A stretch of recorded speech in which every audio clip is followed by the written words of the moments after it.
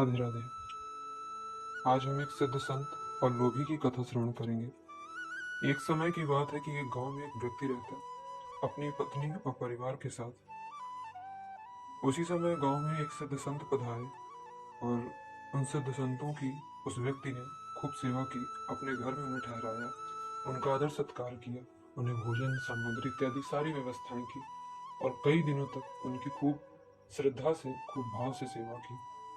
कुछ समय बाद जब संत जी के जाने का समय हुआ तो उन्होंने कहा कि तुमने मेरी बहुत सेवा की है, तुम जो चाहो मुझसे वो वरदान मांग सकते हो। उस व्यक्ति ने कहा कि आप मुझे देना ही चाहते हैं। उसके मन में लोभ आया और उसने लोभवश होकर एक ऐसा वरदान मांग लिया जो उसके जीवन का सबसे गलत निर्णय था। उसने कहा कि अगर आप मुझे देना ही चाहते हैं तो ऐसा वरदान दे कि मैं जिस चीज को छूऊं, जिस चीज को मैं स्पर्श करूं, वो सोने की हो जाए।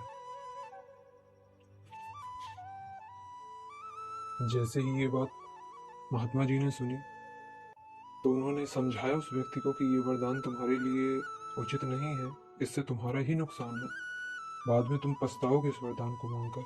लेकिन वो व्यक्ति लोभवश होकर उसने कहा नहीं, अगर आप मुझे देना ही चाहते हैं तो मुझे यही वरदान दीजिए। तब संत जी ने कहा ठीक है, तुम्हारी जैसी इच्छा, और उन्होंने वरदान दे दिया कि तुम जिस व्यक्ति वस्तु किसी भी चीज में तुम हाथ लगाओगे वो सोने की हो जाएगी। और इतना कहकर वो वहां से चल दिए। अब जैसे उस व्यक्ति को ये वरदान प्राप्त हुआ, वो व्यक्ति बहुत अधिक खुश हुआ और वो हर चीज को हाथ लगाता, अपने घर की दीवार, अपने घर की रखी हुई वस्तुओं को हाथ लगाता, और वो सब सोने की हो रही थी। वो बड़ा देख देख कर बड़ा प्रसन्न था कि अब मैं दुनिया का सबसे अमीर व्यक्ति बन जाऊंगा। और जैसे ही इतना सब करते करते कुछ समय बाद उसकी पत्नी उसे भोजन की थाल लेकर आई, तो उसने भोजन की थाल को जैसे ही हाथ लगाया वो भी सोने की हो गई, और साथ ही भोजन को जब उसने हाथ लगाया वो भी सोने का हो गया और वो कुछ नहीं खा सका।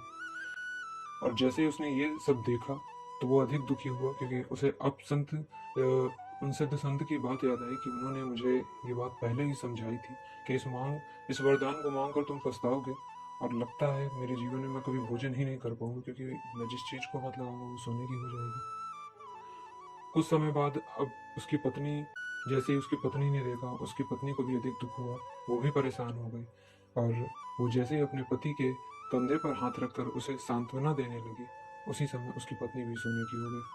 अब यह दृश्य देखकर वो व्यक्ति अधिक परेशान, अधिक चिंतित, और वह जोर जोर से रोने लगा और कहने लगा कि मुझे क्षमा करें महात्मा, अब मैं इस वरदान को कैसे वापस करूं। लेकिन संत तो वहां से जा चुके थे। कुछ समय बाद उनकी पुत्री दूर से आ रही थी, तो उसने अपनी पुत्री को चिल्लाते हुए वहीं रोका कि रुक जाओ, वहीं रुक जाओ, क्योंकि अगर तुम मेरे निकट आई और मैंने तुम्हें स्पर्श किया तो तुम भी सोने की हो जाओगी। उसकी पुत्री के मन में विचार आया कि अभी महात्मा बहुत दूर तक नहीं गए होंगे, क्यों ना हम उन्हीं के पास जाए, वही कोई उपाय बताएंगे। जैसे ही ये दोनों गए, वहां कुछ दूरी पर गए, वो व्यक्ति और उसकी पुत्री जैसे ही कुछ दूरी पर गए, महात्मा वहीं एक वृक्ष के नीचे बैठे साधना में लीन थे। उस महात्मा जी के पास पहुंचकर उस व्यक्ति ने हाथ जोड़कर दंडवती करके क्षमा मांगी कि हे संत भगवान, मुझे क्षमा करें, मैंने आपसे बहुत गलत वरदान मांग लिया।